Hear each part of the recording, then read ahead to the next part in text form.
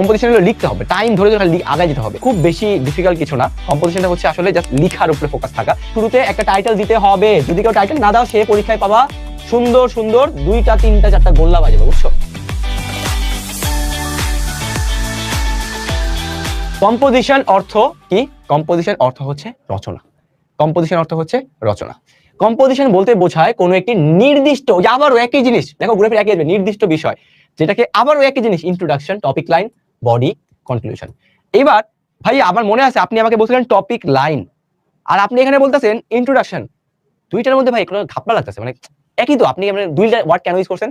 কারণ ইন্ট্রোডাকশন একটা প্যারা, বডি ইন্ট্রোডাকশন হবে কয়টা? এক প্যারা। বডি হবে কয়টা? মিনিমাম বডি হইতে হবে মিনিমাম 2 হবে না, মিনিমাম 3 প্যারা। যাদের মনে হয় 2 পারবা, তোমার 2 যদি কারো মনে হয় তুমি থাকতে পারো, মিনিমাম 3টা থাকতেই হবে। আর কনক্লুশনটা এক প্যারা।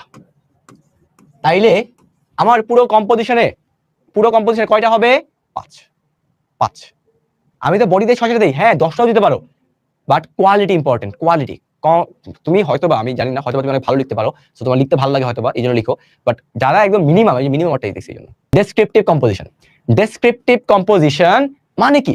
দেখো ডেসক্রিপ্ট শব্দটা কোথা থেকে আসে বলো তো? তোমার ব্রেনটা ইউজ করো। ডেসক্রিপ্ট, এটা শব্দটা কোন জায়গা থেকে আসছে?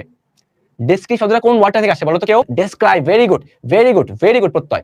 Descriptive writing. ডেসক্রিপটিভ কম্পোজিশন এমন ধরনের রচনা যেখানে কোনো ব্যক্তি, কোনো স্থান বা কোনো বস্তু বা ঘটনার বিস্তারিত বর্ণনা করা হয়। ইউজুয়ালি তোমাদের কোনো একটা স্থান নিয়ে কম আসবে, কোনো একটা জিনিস নিয়ে কথা বলতে হবে বেশি, ঠিক আছে? এটা বেশি ইম্পর্টেন্ট।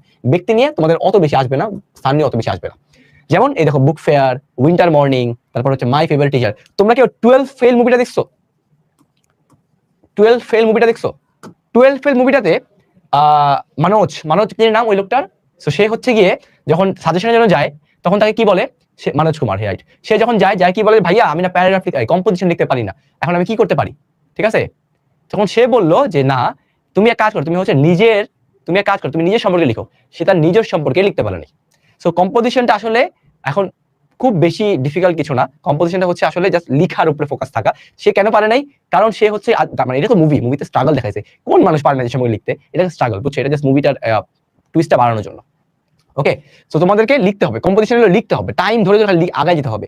আচ্ছা, এবং ন্যারেটিভ রাইটিং যেটা হয়, এটা হচ্ছে গিয়ে অনেক মজার। তাহলে এখানে কোনো একটা বিষয় নিয়ে তোমার এক্সপিরিয়েন্স জানতে চাই, এবং এটা তো তুমি মনের মাধুরী মিশিয়ে লিখতে পারো, ঠিক আছে? ওকে। আরেকটা হচ্ছে আর্গুমেন্টেটিভ কম্পোজিশন। এটা হচ্ছে গিয়ে ভর্তি পরীক্ষা লেভেলে আসে, তোমাদের আসে না। সো এই লেভেলের কম্পিটিশন নিয়ে অত প্যারা খেও না। যদিও আসে, তোমার কাজ কি হবে জানো? আমি তোমাকে বলে দিই। পপুলেশন, ব্লেসিং আর কার্স। সো এইসব কেসে তোমার কি করতে হবে? তোমাকে একটা জিনিস সাপোর্ট করতে হবে। ধরো তুমি বললা পপুলেশন ইজ আ ব্লেসিং, তুমি বললা যে মানুষের জনসংখ্যা একটা ব্লেসিং। দেখো আমি তোমাদের সবাই বলে দিচ্ছি, এখন জাস্ট কিভাবে লিখতে হবে, যে কোশ্চেন পাবো সেটা আমি এক্সপ্লেইন করি। তুমি যখন পপুলেশন ব্লেসিং বলবা, এটার কি করতে হবে? ব্যাকআপ দিতে হবে। কেমনে দিবা ব্যাকআপ কেমনে দিবা বলো? ব্যাকআপ দিবা জাপানের মতো কান্ট্রিতে পপুলেশন নাই, এন্ড দে আর স্ট্রাগলিং। তাদের যে পপুলেশন গ্রোথটা ওটা হচ্ছে না, এন্ড ফিউচারে দে মাইট স্ট্রাগল। ইউএসএ, তারপর হচ্ছে তোমার যে কি বিভিন্ন সুইডেন, এসব দেশের পপুলেশন নাই, ঠান্ডা দেশগুলোতে। So they are struggling, and future, তাদের কিন্তু ফিউচার প্রসপেক্টটা সেফ না। তারা চাইলেই যে কোনো, বাট যেই দেশে কার্স, মানে যাদের পপুলেশন বেশি, বাংলাদেশ মতো, তারা কি করতে পারে? তারা সুন্দর করে জাপানের লোক পাঠা দিবে, ভাই এই নেন আমার লোক। তারা সুন্দর করে সুইডেনের লোক পাঠা দিবে, বলবে এই নেন আমার লোক, অস্ট্রেলিয়া পাঠা দিবে, নিউজিল্যান্ডে পাঠা দিবে, বলবে প্যারা নেই, আমার দেশের লোক গেল, আমার রেমিটেন্স আসবে। তো তুমি চাইলে এরকম লিখতে পারো, তুমি যদি ব্লেসিং নাও। আর যদি তুমি বলো পপুলেশনের কার্স, তখন বাংলাদেশ নিয়ে বলতে হবে, ইন্ডিয়া নিয়ে বলতে হবে, পাকিস্তান নিয়ে বলতে হবে, যাদের পপুলেশন বেশি, ভালো করতেছে না। আর ব্লেসিং বললে তোমাকে চায়নার এক্সাম্পল দিতে হবে। সো এটা যত তুমি হচ্ছে এটাকে টুইস্ট রাখবা, যত বেশি তুমি হচ্ছে এক্সাম্পল দিবা, তত তুমি ভালো করবা, ঠিক আছে? আর লেখার স্টাইল কি হয় এটা তো আসলে আমরা দেখবোই, অসুবিধা নাই। আচ্ছা, বাংলাদেশ স্টুডেন্ট কেন ফেল করে ইংলিশে? এটার কারণ হচ্ছে এই ক্লাসে দেখলাম মুখস্থ বিদ্যা। আচ্ছা, ফুটবল আর ক্রিকেটে কোনো কথা বলার কারণ নাই, কারণ তোমরা আমার চেয়ে ভালো জানো যে বাংলাদেশে আসলে কোনটা কি আগায় আছে। আচ্ছা, তারপর কম্প্যারিজন আর কন্ট্রাস্ট, এটাও কাছাকাছি। তোমাদের জন্য ইম্পর্টেন্ট হচ্ছে কজ এন্ড ইফেক্ট, ঠিক আছে? কজ এন্ড ইফেক্টটা হচ্ছে অনেক ইম্পর্টেন্ট। এটা ওই প্যারাগ্রাফের যে স্টাইলটা আমি বলছিলাম, একেবারে ওই স্টাইল আগায় যাবা, একদম স্টাইলটা হুবহু কপি করবা, জাস্ট লিখতে হবে এখানে বেশি, এই ডরি সিস্টেম নিয়ে বলবা। তোমার ফার্স্ট কাজ কি হবে? ডরি সিস্টেমটা কি লেখা। ডরি সিস্টেম রেফার্স টু, বুঝে মনে আছে? হ্যাঁ। তারপরে কি করবে? ডরি সিস্টেমের কারণে কি কি হয়? ফিমেলরা পড়াশোনা করতে পারে না, অত কিছু হয়, মানে তাদের ফাইন্যান্সিয়াল একটা ইস্যু হয়, তাই না? আচ্ছা, তারপরে কি হয়, কিভাবে এটা প্রতিরোধ করতে হবে, তা আইনের প্রয়োগ বাড়াইতে হবে, জায়গায় জায়গায় সেমিনার করতে হবে, ওই যে ক্যাম্পেইন, অ্যাওয়ারনেস ক্যাম্পেইন মনে আছে? দেখো আমি কিন্তু আমি যেভাবে একটা ভালো টপিক পিক করছিলাম, যে টপিকটাকে কপি করে তুমি অনেক জায়গায় বসাতে পারবা, গ্রিন হাউস ইফেক্টে বসাতে পারবা, ঠিক আছে? তুমি চাইলে জেন্ডার ডিসক্রিমিনেশন বসাতে পারবা, ট্রাফিক জ্যাম বসাতে পারবা। সো এই জন্যই আমি ওই টপিকটা দিয়েছি, যাতে ওই টপিকটা বুঝো, পরে এগুলোও তুমি পারবা। কিন্তু সমস্যা কি হবে, একটু বাড়ে। দেখো এইগুলো সবগুলো ইম্পর্টেন্ট পরীক্ষার জন্য। সাজেশন কি দিব, আমার স্টাডি সাজেশন, তারপরে আমি তোমাদের সাজেশন একটা পিডিএফ এ লিখে পাঠিয়ে দিব। So first of all structure কি হবে ভাই, আগে যা বলছেন তাই হবে।